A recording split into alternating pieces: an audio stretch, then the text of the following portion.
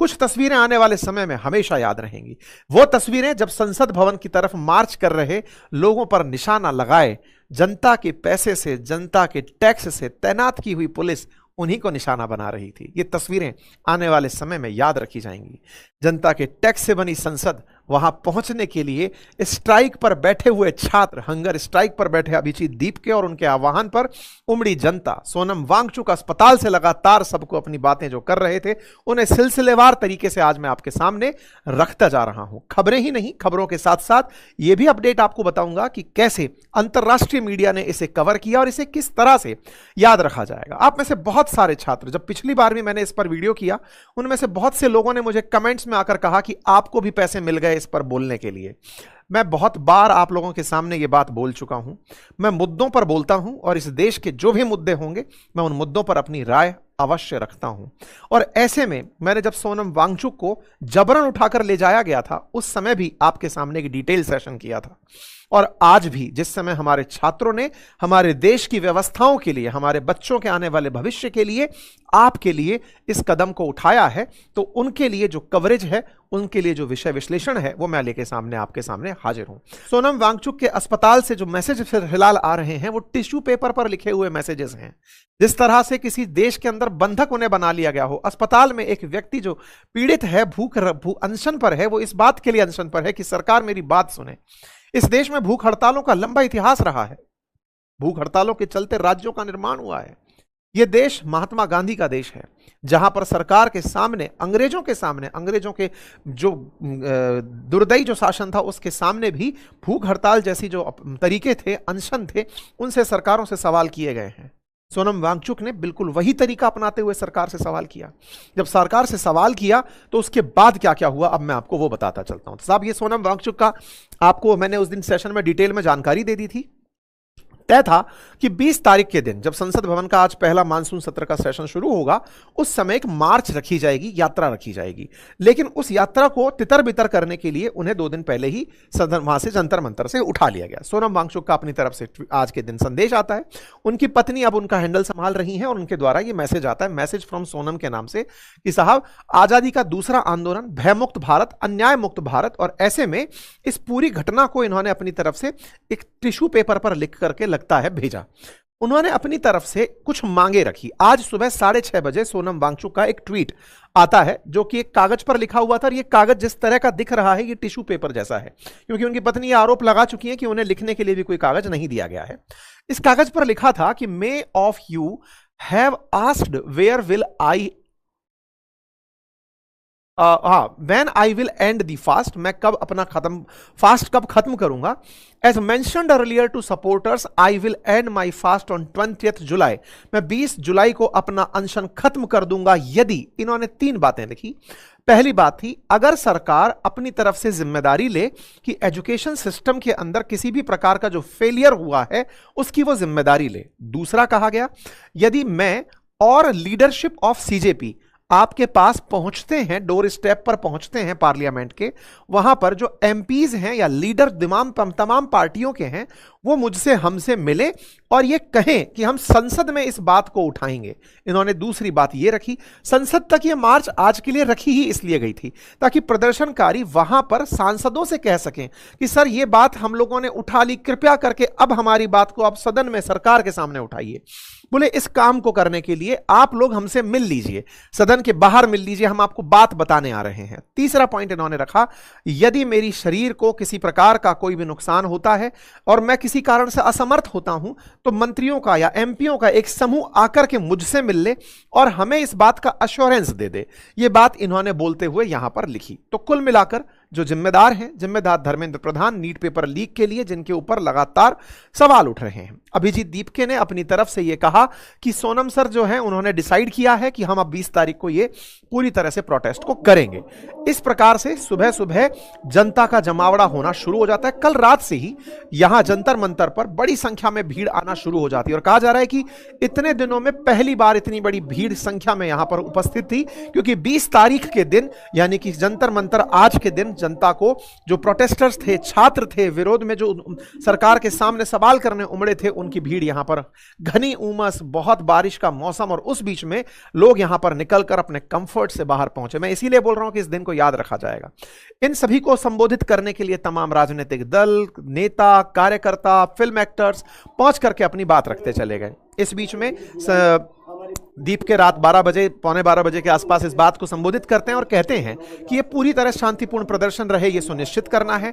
हाथ में किसी को अगर लगता है तो कोई पुस्तक लेकर आए, फूल लेकर आए, महात्मा गांधी की तस्वीर लेकर आए, अंबेडकर जी की तस्वीर, जो भी लेकर आए, पर कोई भी ऐसा कार्य ना करे ताकि इस आंदोलन के ऊपर इस तरह के प्रश्न उठे कि हमने सरकारी संपत्ति को नुकसान पहुंचाया। यह बात बड़ी स्पष्ट है कि आंदोलन के अंदर कुछ ऐसे लोग एंट्री कर सकते हैं जो इस आंदोलन की छवि को बिगाड़ने का प्रयास करें।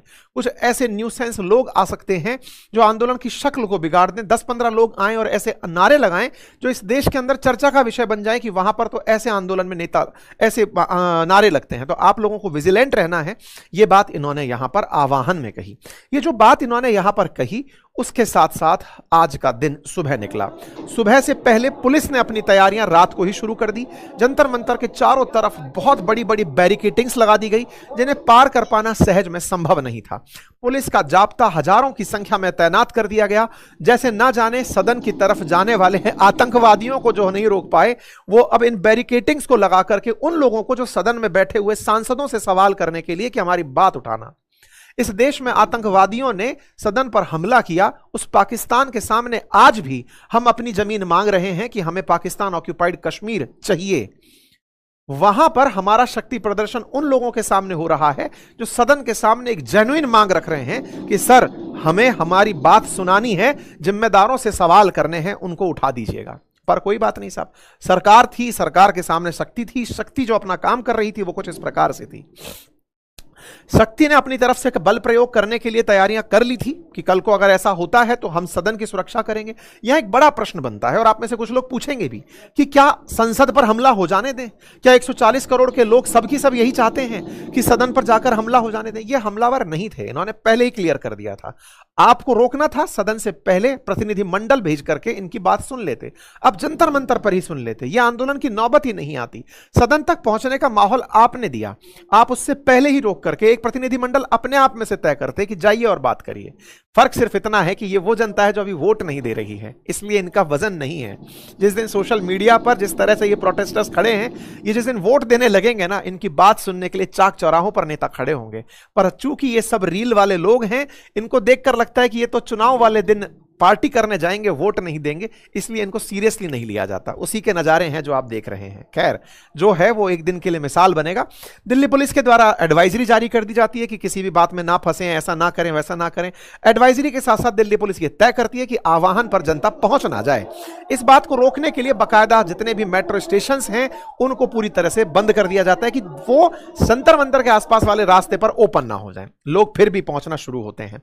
तमाम प्रकार की असुविधाओं के बीच में लोग अपने अपने तरीके से, जब रास्ते बंद हैं तो भी पहुंचना शुरू होते हैं। तो साहब, पुलिस भी पहुंचना शुरू होती है। बढ़िया से शक्ति प्रयोग के लिए पुलिस यहां पर पहुंचती है। 5000 से ज्यादा पुलिसकर्मी, special CP, joint CP, DCP rank के अधिकारी खुद मोर्चा संभालने के लिए पहुंच जाते हैं। पूरी दिल्ली के अंदर 15 जिलों को 15 जोनों में बांट दिया जाता है। बैरिकेडिंग, वाटर कैनन, मेट्रो, सब पर नजर रखी जाती है। तमाम प्रकार की व्यवस्थाएं। इस तरह की व्यवस्था की धारा 163 लगा दी गई है कि 5 से ज्यादा लोग मिल गए तो आप पर केस हो जाएगा। 3 स्तरीय सुरक्षा घेरा, अतिरिक्त पुलिस बल, तमाम प्रकार की चीजें, और साथ ही साथ दंड कि तुम्हें मारा जाएगा।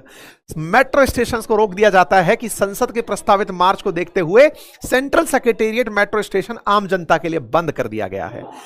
यहां पर प्रोटेस्टर्स जो आने की तैयारी में थे, जो इस उम्मीद में थे कि इस रास्ते से पहुंचेंगे, उनको रास्ते में रोक दिया गया। लोग जहां जगह मिली वहां प्रोटेस्ट करने लगे।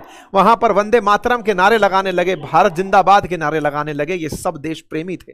संदेश दिया गया कि अब आपको इंटरनेट नहीं मिलेगा। क्यों? क्योंकि प्रोटेस्ट के बारे में जान गए तो जानकर आप प्रोटेस्ट में शामिल होने पहुंच सकते हैं। इस क्षेत्र का इंटरनेट बंद कर दिया गया, जैसे परीक्षाओं के अंदर इंटरनेट बंद किया जा रहा हो।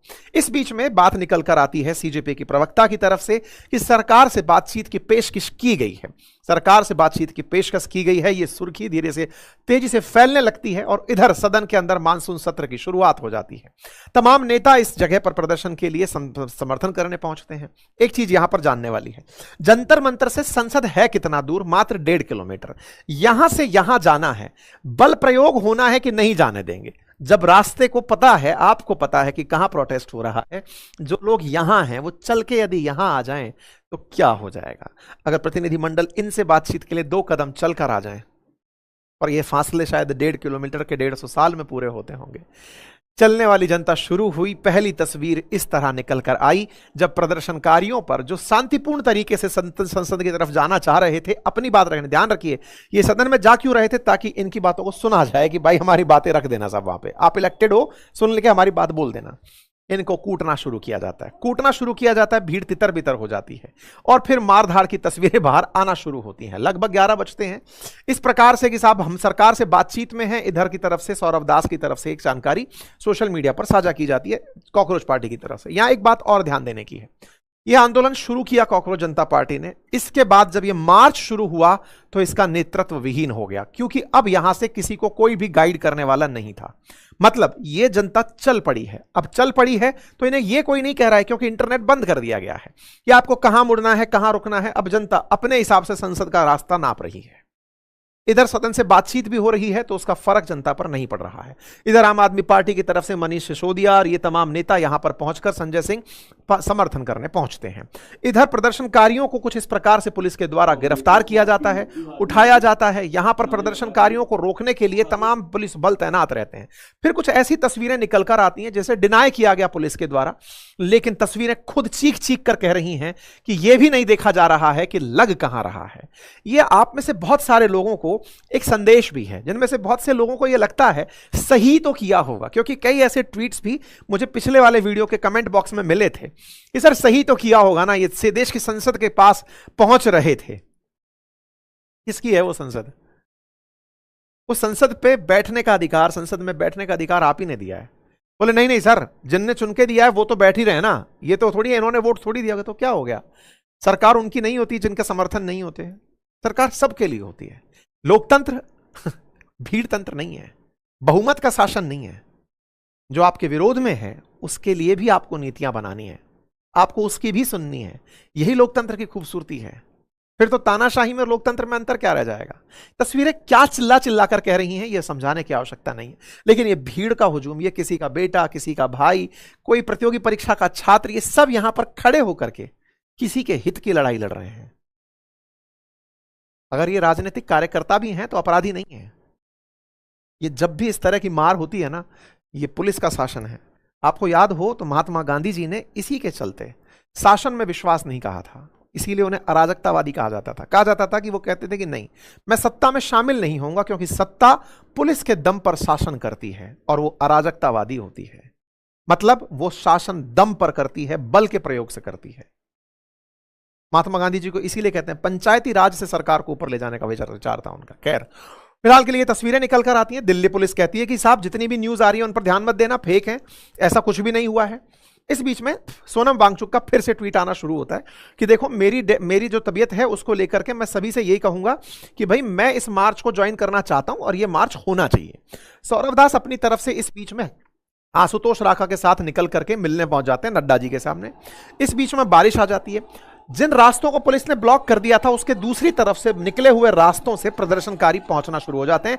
ये छात्र जो आंदोलन करते रहे छात्र हैं, ये वहां से निकलते हुए पहुंचना शुरू हो जाते हैं। ये तस्वीर जब निकल कर आती है, संसद के अंदर की तस्वीर देखनी चाहिए। इधर ये लोग चल रहे हैं और उधर संसद के अंदर की तस्वीरें आती हैं। सुरक्षा अधिकारी भागने शुरू होते हैं कि कहीं संसद के अंदर भीड़ ना घुस जाए, क्योंकि ये दूसरे रास्ते से आ रहे हैं। जिसकी तैयारी इन लोगों ने की थी वो रास्ता ये नहीं था। ये तस्वीरें निकल कर आती हैं और इन तस्वीरों में कुछ ऐसी तस्वीरें जिसमें क्यूआरटी गन लगाकर खड़ी है कि आते ही शूट कर देंगे, वाटर कैनन लेकर के अग्निशमन के कर्मचारी खड़े हैं कि पानी से उन्हें दूर भगा देंगे। एक ऐसी तस्वीर निकल कर आती है जिस तस्वीर को देख करके अद्भुत किलेबाजी आपको नजर आ सकती है। यहां पर यह तस्वीर जो आप देख रहे हैं, इस तस्वीर के साथ साथ क्यूआरटी की टीम आपको दिखाई दे रही है। साथ में कुछ ऐसी तस्वीरें जिसको आप देख करके अंदाजा लगा सकते हैं कि कैसे गन लगाकर अगर कोई गेट के अंदर घुसा तो उसे मार दिया जाएगा। जैसे कभी देश के अंदर आतंकवादी संसद में घुसे थे तो उन्हें मार दिया गया था, बिल्कुल उस तरह से यहां पर तैयारी कर दी जाती है कि साहब अब सिंबॉलिक ही सही, देखो मारा जाएगा। ये तस्वीरें आती हैं, तस्वीरों के साथ साथ वाटर कैनन लिए हुए ये सीएसएफ के जवान दिखाई देते हैं कि देखो हम क्या करेंगे। इधर की तरफ लाठीचार्ज होना शुरू होता है, जिस भी रास्ते से जो आ रहे हैं उनके ऊपर लाठीचार्ज, और लाठीचार्ज इस तरह से कि घायल हुए लोगों को जमीन में ही पड़ा छोड़ दिया गया, कोई उठा नहीं रहा है, जैसे कि वो पता नहीं क्या मांग रहे हो। ये कचरे में पड़ा हुआ एक छात्र आपको तस्वीरों में दिख रहा होगा, जिसको इस तरह कदर पीटा गया कि वो यहां घायल हो गया, लेकिन कोई पुलिसकर्मी झुकने के लिए भी तैयार नहीं। यहां तो उनकी दुश्मनी चल रही है, यहां पर पीटा जा रहा है। ये पीटना अगर भीड़ को तितर बितर करने का प्रयास था तो घायलों की सुरक्षा का अधिकार किसके पास था? भीड़ पर आंसू गैस के गोले छोड़े जाते हैं, आरटी में कवर होना शुरू होता है, अंतर्राष्ट्रीय मीडिया इसको कवर करना शुरू होती है, तमाम राजनीतिक दल फिर इसके ऊपर अपनी प्रतिक्रिया देना शुरू करते हैं। फिर चाहे जितने भी राजनीतिक दल विपक्ष के हैं, स्वाभाविक सी बात है सत्ता पक्ष तो क्या ही लिखेगा, लेकिन विपक्ष की तरफ से यहां पर तमाम चीजें। इसी बीच में लोकसभा के अंदर मतलब हमारी संसद के अंदर मल्लिकार्जुन खड़गे जी इस बात को उठाते हैं कि साहब जंतर मंतर पर लाठीचार्ज हुआ है। जैसे ही यह बात बोली जाती है सदन तुरंत बर्खास्त कर दी जाती है कि नहीं एडजर्न नहीं सुनेंगे, नहीं सुनेंगे, नहीं सुनेंगे, क्या बोल दिया, क्या बोल दिया। सदन को तत्काल प्रभाव से एडजर्न कर दिया जाता है। राजनेताओं बाहर निकल कर आते हैं, बोलते हैं कि ये हमारे बच्चे हैं और इन पर इस तरह का लाठीचार्ज गलत है। इसी बीच में उमर अब्दुल्ला दिखाई देते हैं, वो जम्मू कश्मीर की मांग लेकर के ऑटो से बैठ करके अपना प्रोटेस्ट अलग दिशा में चला रहे होते हैं। इस बीच में एक वीडियो और वायरल होता है जिसमें कि नितिन गडकरी जी का पुराना वीडियो, जिसमें ये वो खुद कहते हुए पाए गए हैं कि लोकतंत्र के अंदर विरोध करना, इस तरह से प्रदर्शन करना, भूख हड़ताल करना, यह तो बिल्कुल संवैधानिक अधिकार है। लोग ये वीडियो निकाल निकाल कर पूछ रहे हैं कि यह सरकार अब कब सुनेगी कि यह संवैधानिक अधिकार है। इसी बीच में चर्चा अभिजीत दीपके की तरफ से निकल कर आती है कि सोनम सर की वाइफ के बाल खींच लिए गए हैं, बाल खींचकर उन्हें प्रताड़ित किया जा रहा है। यहां पर पुलिस की जो मार है उसकी तस्वीरें निकलकर सामने आती हैं, लोगों को किस बेरहमी से पीटा जा रहा है ये तस्वीरें आपके सामने हैं। कितने बड़े बड़े पाटे ले लेकर के प्रदर्शनकारियों को पीटा जा रहा है, वो तस्वीरें यहां पर निकल कर आती हैं। प्रदर्शनकारियों के द्वारा, छात्रों के द्वारा, ये सारे वो जेनजीज हैं जिनको कि यहां पर अपने परीक्षा के अंदर किसी प्रकार का लीकेज नहीं चाहिए, वो यहां पर खड़ा होकर प्रदर्शन करते हैं। यानी कुल मिलाकर सुबह 5 बजे से लेकर शाम 4 बजे के बीच में सीजेपी डेलीगेशन जब नड्डा जी से मुलाकात करता है तब तक का मैंने आपके सामने सारा ब्यौरा रख दिया। इस बीच में कॉकरोच जनता पार्टी और आंदोलनकारियों को जंतर मंतर से पूरी तरह टीन टेंट सब उखाड़ करके हटा दिया जाता है। इस बीच में नड्डा जी से मिलने के लिए सीजेपी की तरफ से 2 लोग पहुंचते हैं। नड्डा जी को इन्होंने अपनी मांगे रखी, मांगों में जो बातें थी वो कुछ इस प्रकार से थी। यहां पर नड्डा जी कहते हैं कि पहली बार प्रदर्शनकारियों की तरफ से सरकार से बातचीत की पेशकश हुई है। सरकार ऐसे ही होती है। इसमें यह बात लिखी गई है कि 4 बजे मुझे लिखित याचना मिली और लिखित याचना मिली तो हम बात करने को तैयार हो गए। यहां 3 डिमांड बाहर आई। पहला, सोनम वांगचुक को बिना किसी प्रकार की रोक टोक के मूवमेंट दिया जाए, उनकी पसंद के अस्पताल में एडमिट रहने दिया जाए। धर्मेंद्र प्रधान को रेजिग्नेट किया जाए या फिर उनको हटा दिया जाए। धर्मेंद्र प्रधान के बारे में यह मांग की गई। और जो बच्चे मरे हैं, जिनको मतलब जो सुसाइड किए हैं, जो इस दुर्घटना में मरे हैं, पेपर लीक के कारण जो मरे, उन्हें प्रति व्यक्ति 1 करोड़ रुपया दिया जाए। इन मांगों को लेकर के ये लोग यहां पर पहुंचते हैं। यहां पर दिल्ली पुलिस की तरफ से आता है कि प्रदर्शनकारियों से संयम बरतने का रिक्वेस्ट करती है, शांतिपूर्ण तरीके से कानून व्यवस्था रखने का आदेश वो देती है, अपनी सलाह देती है। सब दिल्ली पुलिस में सलाह दी। दिल्ली पुलिस की तरफ से अपडेट आया कि हमारे भी 50 से ज्यादा पुलिसकर्मी घायल हो गए हैं। तो सब दोनों तरफ से घायल हो गए हैं, दोनों तरफ से घायल होते हैं। तो इस बात में दिल्ली के गृह सचिव, आईबी चीफ और कमिश्नर की बैठक का अपडेट आता है। आगे क्या और क्या हो? क्या इस वार्ता को पहले किया जा सकता था? बहुत बेसिक सा सवाल। क्या सरकार की तरफ से कोई भी प्रतिनिधि इस बात को नहीं जान रहा था कि कुछ ऐसा आंदोलन 20 तारीख को होने वाला है, उनसे बात कर ली जाए? किस बात का एरोगेंस था, किस बात की चिढ़ मचाई जा रही थी? आप में से बहुत सारे लोग इस बात के समर्थक होंगे कि ऐसे तो कल को किसी भी नेता के खिलाफ कोई प्रोटेस्ट करेगा तो फिर तो नेता को हटा दिया जाएगा। सच माने तो आप राइट टू रिकॉल इसे ही कहते हैं। लोकतंत्र की अगर आप बहुत फेयरनेस तक जाना चाहें ना, तो स्कैंडिनेवियन कंट्रीज में राइट टू रिकॉल है। अगर आपको लगता है कि हमारा नेता चुना हुआ सही से काम नहीं करना है तो इसे हटाइए, पद से हटाइए। राइट टू रिकॉल है ये। सही में डेमोक्रेसी के अंदर अगर आप और पदों पर चलते चले जाएंगे, डेमोक्रेसी में वोट देना मैंडेटरी किया जाना चाहिए, अकाउंटेबिलिटी तय होनी चाहिए।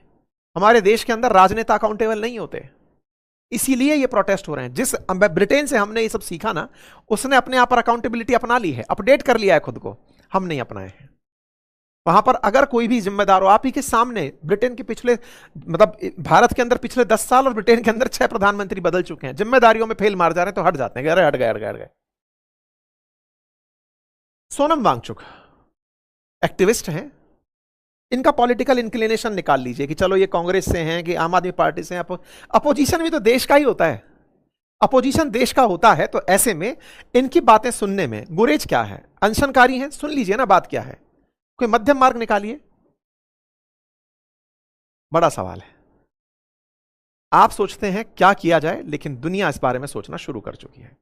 आज ये प्रदर्शन अंतरराष्ट्रीय विषय बन चुका है, अंतरराष्ट्रीय मीडिया इसके ऊपर कवरेज शुरू कर चुकी है। तमाम दुनिया भर की मीडिया में इस आंदोलन को कवर किया जा रहा है।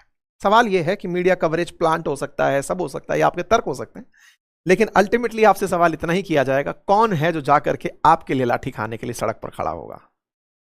विचार कीजिएगा और उस आधार पर फिर कमेंट कीजिएगा। फिलहाल के लिए इतना ही।